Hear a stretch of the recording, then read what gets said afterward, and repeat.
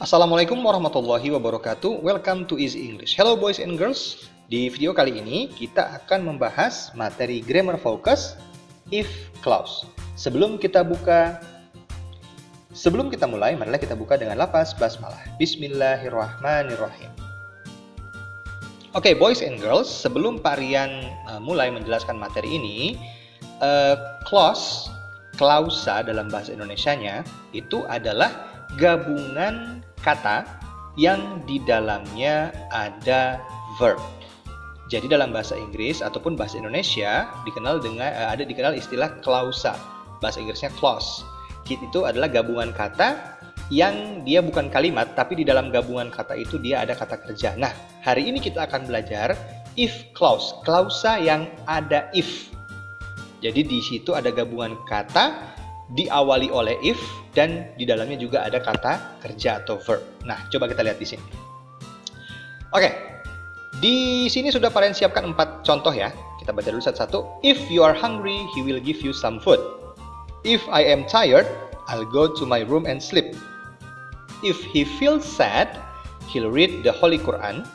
If the robot has a problem, it'll say beep pop. Nah, oke, sekarang coba kita analisa. Di sini ada kata if. Oke, kemudian tanda koma. Nah, ini yang disebut dengan if clause. Klausa yang ada kata if. If clause.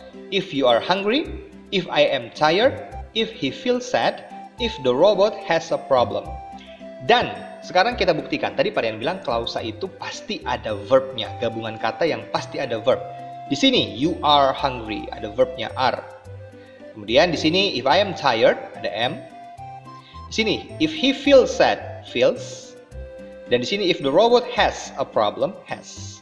Ini yang disebut dengan klausa. Nah, klausa if, apa sih itu klausa if? Jadi klausa itu seperti yang Pak Rian bilang tadi, dia bukan kalimat. Jadi kalau ada klausa, maka itu tidak dibilang sebagai kalimat sempurna. Kalau tidak sempurna, harus kita sempurnakan. Nah, apalagi kalau ada if. If ini kalau kita tidak sambung dengan pelengkapnya. Contoh, if you are hungry. Terus kita terusin gitu. Itu nanti akan menjadi kalimat yang rancu. Sehingga kita perlu pelengkap sambungannya. Jadi kalau dalam bahasa Inggris, ini disebut dengan dependent clause. Klausa yang membutuhkan klausa yang lain atau kalimat yang lain. Jadi mereka ini kalau berdiri sendiri itu nanti artinya membingungkan. Makanya harus disambung dengan klausa atau kalimat supaya jelas artinya. If you are hungry, he will give you some food. If I am tired, I'll go to my room and sleep. If he feels sad, he'll read the Holy Quran. If the robot has a problem, it'll say beep bop. Oke, itu penjelasan singkat tentang klausa dan juga if clause. Sekarang, kita mulai. Nah, di sini kakak-kakak, kalimat ini sebenarnya itu juga dikenal dengan kalimat conditional atau conditional sentence. Jadi kalimat yang semua ini ya, if you are hungry, he will give you some food, ini sebuah satu kalimat.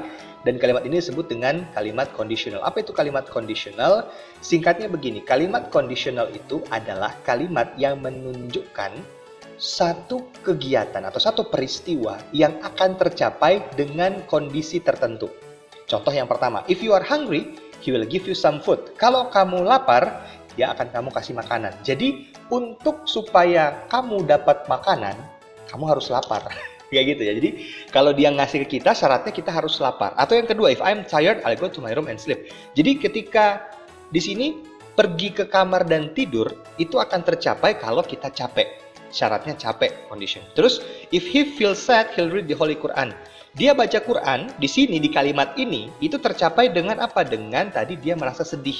Dan seterusnya. Jadi seperti itu kira-kira kalau dijelaskan secara singkat ya. Penjelasannya panjang, tapi kita singkat-singkat aja. Karena hari ini kita mau fokus pada if clause-nya.